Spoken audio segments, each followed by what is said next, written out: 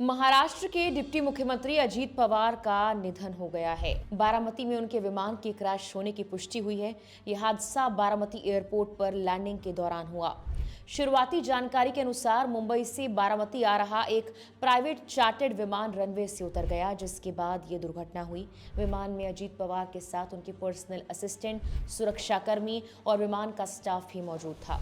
इस हादसे में विमान में सवार सभी लोगों की जान चली गई है। जिस विमान से वो यात्रा की जा रही थी वो लियरजेट 45 श्रेणी का एक मिड साइज बिजनेस जेट था, जिसका रजिस्ट्रेशन नंबर VTSS बताया गया है। ये विमान निजी और चार्टर्ड उड़ानों के लिए इस्तेमाल किया जाता रहा था। जानकारी के मुताबिक ये भारत में नागरिक उड्डयन महानिदेशालय यानी DGCA के तहत पंजीकृत था।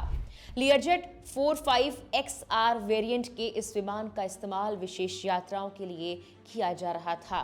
लियरजेट 45 को तेज गति, सीमित रनवे पर संचालन की क्षमता और क्षेत्रीय हवाई अड्डों पर उतरने की सुविधा के लिए जाना जाता है। इस श्रेणी के विमान में 2 टर्बोफैन इंजन होते हैं और ये सामान्य तौर पर 8 से 9 यात्रियों को ले जाने में सक्षम होता है। इसके अलावा 2 पायलट और कैबिन क्रू शामिल होते हैं।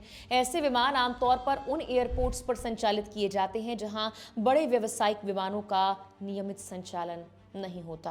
विमानन शब्दावली में उड़ान के दौरान जिस स्थिर और संतुलित गति पर विमान अधिकांश दूरी तय करता है उसे क्रूजिंग स्पीड कहा जाता है। ये वो चरण होता है जब विमान टेक ऑफ के बाद निर्धारित ऊंचाई पर पहुंचकर सामान्य रूप से उड़ रहा होता है। एक्सपर्ट्स के अनुसार ये उड़ान का सबसे स्थिर चरण होता है। हालांकि विमान दुर्घटनाएं प्राय इस चरण में नहीं बल्कि टेक ऑफ या लैंडिंग के दौरान होती है, जब विमान कम ऊंचाई पर होता है और संचालन के लिए सीमित समय उपलब्ध होता है। फिलहाल सामने आई अपडेट के मुताबिक VTSSK ने मुंबई से सामान्य रूप से उड़ान भरी थी और बारामती एयरपोर्ट के पास पहुंचने के बाद लैंडिंग प्रक्रिया में प्रवेश किया था। इस दौरान विमान रनवे से बाहर चला गया और क्रैश लैंडिंग का शिकार हो गया।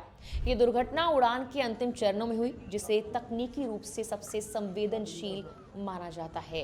बारामती एयरपोर्ट पर सीमित क्षमता वाला हवाई अड्डा है, जहां बिजनेस जेट विमानों का संचालन तो होता है, लेकिन रनवे की लंबाई, सतह की स्थिति और मौसम जैसे कारकों की भूमिका लैंडिंग के वक्त अहम हो जाती है। किसी भी स्तर पर संतुलन बिगड़ने की स्थिति में विमान रनवे से बाहर जा सकता है। इस दुर्घटना की जांच DGCA और संबंधित विमान दुर्घटना जांच एजेंसियों द्वारा की जाएगी। जांच में flight data recorder, cockpit voice recorder, मौसम की स्थिति, पायलट इनपुट और एयरपोर्ट इंफ्रास्ट्रक्चर से जुड़े पहलुओं की समीक्षा की जाएगी। लियरजेट 45 एक प्रामाणिक और लंबे वक्त से परिचालन में रहा विमान है, इसीलिए जांच का फोकस इस विशेष उड़ान और परिस्थितियों पर केंद्रित रहेगा। अजीत पवार के निधन से महाराष्ट्र की राजनीति में शोक और हलचल का माहौल है।